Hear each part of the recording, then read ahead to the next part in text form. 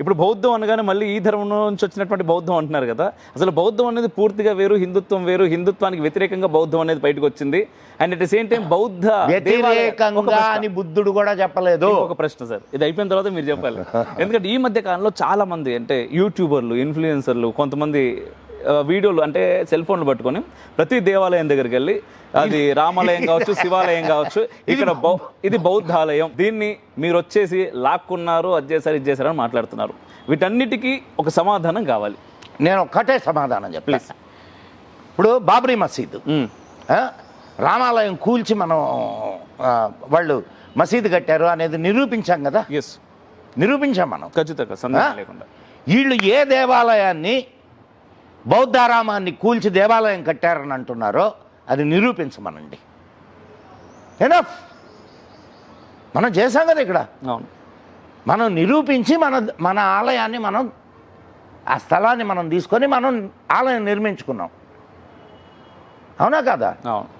ఈడు ఎవడైతే క్లెయిమ్ చేస్తున్నాడో కోర్టుకు బొమ్మను, ఆధారాలు చూపించమను. కోర్టులో అడిగితే అపాయింట్ చేస్తుంది కదా, ఇది కమిషన్ అపాయింట్ చేస్తుంది. అండ్ వీళ్ళందరూ పురాతత్వ శాస్త్రవేత్తలు పరిశోధించవచ్చుగా, పరిశోధించమను. అడ్డమైన నోరుంది కదా అని అడ్డమైన కూతలు కూస్తే ఎట్టే ఉంటుంది. ఛాలెంజ్ చేస్తున్నా. వాడెవడో అదే తిరుపతి దేవస్థానం, అది మరీ అరాచకం. బుక్స్ రాసి మాకు అభ్యంతరమే లేదు, మాకు అభ్యంతరమే లేదు, మాకు అభ్యంతరమే లేదు. హైదరాబాద్ బుక్ ఫెస్టివల్లో ఆ బుక్స్ అని ఇలా ఫ్రీగా పంచుతున్నారు. నేను చెప్తున్నాను కదా, ఇట్స్ ఏ నెరేటివ్ బిల్డింగ్ అంటారు. దుర్మార్గపు ఆలోచనలు ఉన్నటువంటి దుర్మార్గులు చేస్తున్నటువంటి పని ఇది. నీకు దమ్ముంటే పుస్తకాలు రాయడం ఎందుకు? నీకు దమ్ముంటే కోర్టులో కేసై తిరుపతి పైన, ఏ క్షేత్రం పైన అయినా నిరూపించు, సహర్షంగా వదిలేస్తాం. అలా చేయలేక మాటలు అయితే సార్. ఇప్పుడు ఇంతకుముందు మీరు చేయలేక మాటలు కాదు, వాళ్ళకి తెలియదు అనుకుంటున్నావా?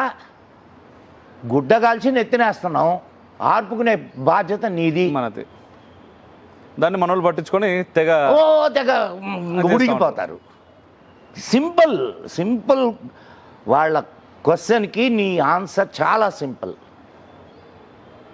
ఎస్, ఒప్పుకుంటాం, నిరూపించు. ఎనఫ్. ఏ సార్, అయితే మీరు ఇంతకుముందు మాట్లాడుతున్నట్టు అంటే అంబేద్కర్ గురించి వచ్చినప్పుడు హిందుత్వం నుంచే బౌద్ధం అనేది ఒక తీసుకొని చేశారు అని మాట్లాడారు. అసలు దానికి ఏదైనా రుజువు ఏదైనా చెప్తారా మీరు? ఎలా నీకు ఎందుకంటే మాట్లాడుతున్నారు సార్ చాలా. దానికి రుజువు ఏందంట? అసలు బుద్ధుడెవరు? సుధోధనుడు ఎవరు? రాముడి వారసుడయా? అంటే హిందూ ధర్మంలో నుంచి వచ్చినాడా కాదా? అవునా కాదా? అవును. మనం ఆయన హిందూ ధర్మంలో నుంచి వచ్చి ఆయన పోనీ ఇప్పుడు వాళ్ళు సిస్టమ్ ఆఫ్ యోగా ఎక్కడి నుంచి వచ్చింది? అది పతంజలి యోగ శాస్త్రం నుంచేనా లేకపోతే ఇంకో దాని నుంచి వచ్చిందా? ఆయన తీసుకొని చెప్పినటువంటి విషయాలన్నీ కూడా వేదోక్తమైనటువంటి విషయాలు. చాలా మంది అంటూ ఉంటారు ఇప్పటికీ. మరి ఆయన వేదోక్తమైన విషయాలు చెప్తా, ఆయన వేద విరుద్ధం అని చెప్పి ఎట్ట మాట్లాడతావు నువ్వు? సనాతన ధర్మం కంటే బౌద్ధం ప్రాచీనమైందని మాట్లాడతారు మళ్ళీ. కాదు, పిచ్చి పీకెళ్తే ఇట్టే ఉంటుంది. ఓకే సార్, ఇప్పుడు మరొక ప్రశ్న కమ్యూనిజం గురించే. ఇప్పుడు నార్మల్గా ఋషి అనే పదం కానీ, సన్యాసి అనే పదం కానీ, యోగి అనే పదాలు కానీ వాళ్ళు అస్సలు యాక్సెప్ట్ చేయరు. కమ్యూనిజం అనేది అసలు ఆ పదాలు వింటుంటేనే వాళ్ళకు అంటే అది అసలు లేవు, తప్పు అనే మాటలు మాట్లాడుతూ ఉంటారు. రెండవది, ఇప్పుడు ఫర్ ఎగ్జాంపుల్ మనది ప్రజెంట్ ఇప్పుడు సిచ్యువేషన్లో బెంగాల్ కావచ్చు, కేరళ కావచ్చు, ఎక్కువ కమ్యూనిజం బాగా ప్రబలినటువంటి ప్రాంతాలు అవి. అయితే అటువంటి ప్రాంతాల్లో మనం ఎక్కడ చూసినా కూడా ఇప్పుడు కేరళకి వెళ్ళినా అంటే దైవభూమి అని మనం మాటలకే తప్ప ఏ సందులోకి వెళ్ళినా సిలువ మాత్రమే కనబడుతుంది. అంటే నేను మాల్లో దాదాపుగా 10 సార్లు మాల్లో వెళ్ళాను. నేను వెళ్ళినప్పుడు ఫస్ట్ టైం వెళ్ళినప్పుడు చాలా ఇబ్బంది పడ్డాను. నేను ఎక్కడికైనా వెళ్ళినప్పుడు అరే దేవాలయం ఉంది అని ప్రతిదీ మళ్ళీ దేవాలయం షేప్లోనే ఉంటాయి. అక్కడికి వెళ్ళడం, పార్క్ చేయగానే హల్లెలూయా కాదు, మళ్ళీ టర్న్, ఎక్కడ చూసినా అవే కనిపిస్తూ ఉన్నాయి. అసలు అంటే డైరెక్ట్గా మనం అర్థం చేసుకోవచ్చు కదా ఇప్పుడు కమ్యూనిజం అనేది కేవలం అది ఇక్కడ నువ్వు అర్థం చేసుకోవాల్సింది, మనం అర్థం చేసుకోవాల్సింది ఇంకోటి ఉంది. ప్లీజ్. ఆ క్రిస్టియన్లు అందరూ ఎవరయ్యా? ఒకప్పటి మన ఎక్కడికి పోద్ది వాళ్ళల్లో ఉండేటటువంటి ఆ తపన? ఇంకొద్ది రోజుల్లో మన దేవాలయాల్లో క్రీస్తు బొమ్మను పెట్టి పూజ చేసేటటువంటి హిందువులు కూడా తయారయ్యారు సార్. అయ్యో కొన్ని చోట్ల జరుగుతున్నాయి అవి. ఆ యూకేలో అయితే కొన్ని దేవాలయాలు నాకు వీడియోలు పంపించారు పాపం వాళ్ళు, మన వాళ్ళు. అన్న ఏందన్నా ఇది, ఏం చెప్పాను అర్థమైంది లేదు వీళ్ళకి. ఇది ఒక మహాసముద్రం అయ్యా, మహాసముద్రం. ఇది హిందూ ధర్మం అనేది. ఇవన్నీ పిల్ల కాలువలు. ఎంత ఇదైనా సరే చివరికి వచ్చి సముద్రంలో కలవాల్సిందే, కాకపోతే సమయం సార్ అంతే. ఈరోజు నీకు ఇప్పుడు ప్రపంచవ్యాప్తంగా ఎన్ని చర్చిలు అమ్ముతున్నారో తెలుసు కదా. ఎంతమంది ఇస్కాన్లో హిందూ ధర్మంలోకి మారుతున్నారో తెలుసు కదా. చూస్తున్నావా లేదు? దేశాలు మారిపోతున్నాయి. రష్యాలో అత్యధికం ఇప్పుడు హిందూస్, అంటే గ్రాడ్యువల్గా ఇట్స్ ఇంప్రూవింగ్. మరి ప్రతి మనిషిలో ఒక విషయం బాగా గుర్తుపెట్టుకో, ప్రతి మనిషిలో ఒక తపన ఉంటుంది, ఆధ్యాత్మిక తపన.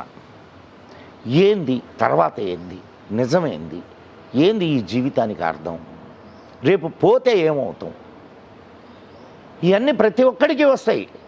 వాడు హిందూ అయినా, ముస్లిం అయినా, క్రిస్టియన్ అయినా వాడికి ఈ ప్రశ్నలు ఖచ్చితంగా వస్తాయి. ఆ ప్రశ్నలకు సమాధానం చెప్పడానికి వాళ్ళ మతాలు ప్రయత్నించినాయి, ఆయా మతాలు ప్రయత్నించినాయి. ఏ మతాలైనా ఆ మతాలు ప్రయత్నించినాయి. ప్రయత్నించి సఫలం కానప్పుడు మళ్ళా అన్వేషణ మొదలవుద్ది. ఆ అన్వేషణ మొదలైనప్పుడు ఏది నిజమైనదో, ఏది నిజాన్ని గ్రహించడానికి నీకు అవకాశం ఇస్తుందో దానివైపు మళ్ళుతారు జనాలు. అవునా కదా? ఖచ్చితంగా సార్. అయితే ఇక్కడ ఒక ప్రశ్న, పునర్జన్మ, ఆత్మ, ఈ రెండిటిపైన మీరిచ్చే డెఫినేషన్. పునర్జన్మ, ఆత్మ, కర్మ సిద్ధాంతం, పునర్జన్మ సిద్ధాంతం. ఈ రెండు భారతీయ ధర్మంలో, సనాతన ధర్మంలో, హైందవ ధర్మంలో చాలా ప్రధానమైన అంశాలు. ఈ రెండే బౌద్ధంలో కూడా ప్రధానమైన అంశాలు. ఓకే. బుద్ధుడి జాతక కథలు ఉన్నాయి తెలుసా? జాతక కథలు అంటే ఏంటి? ఆయన పూర్వ జన్మల్లో ఎక్కడెక్కడ ఏమేమి పుట్టాడు ఏంటి అనేది. అంటే దాని అర్థం ఏంది? పునర్జన్మ సిద్ధాంతాన్ని వాళ్ళు నమ్ముతారు. కర్మ సిద్ధాంతం. ఇప్పుడు చెప్పు నీ ప్రశ్న. ఇప్పుడు ఒకటి పునర్జన్మకి సంబంధించి, రెండవది ఆత్మకి సంబంధించి. రైట్.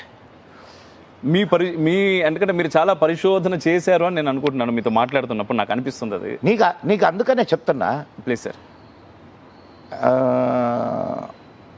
మీ ఫాదర్ మదర్ ఏంటి? నాన్నగారు ఎండోమెంట్ డిపార్ట్మెంట్లో పనిచేస్తున్నారు, అమ్మ హౌస్ మేకర్. చాలా అద్భుతంగా మమ్మల్ని చూసుకుంటూ ఉంటుంది. Very good. హౌస్ మేకర్ మిమ్మల్ని చూసుకుంటుంది. నాన్నగారు ఎండోమెంట్స్ డిపార్ట్మెంట్లో పనిచేశాడు. Related to the temples. And నువ్వు దేంట్లోకి వచ్చావు? మీడియాలోకి వచ్చావు. ఎట్లా వచ్చావు? ఎందుకు వచ్చావు? వచ్చి కూడా ఏం చేస్తున్నావు? మీ నాయన ఏం పని చేస్తున్నాడో అదే చేస్తున్నావు నువ్వు. అవునా కదా? ఇంకొక వేలో అంటే ఇప్పుడు పునర్జన్మ గురించి మాట్లాడదాం. నీ పునర్జన్మ నీకు గుర్తులేదు. ఇప్పుడు నీకు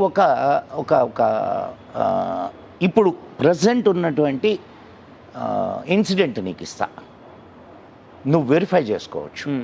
శ్రీలంకలో ఒక కుర్రాడు, నువ్వు విన్నావో లేదో తెలియదు నాకు.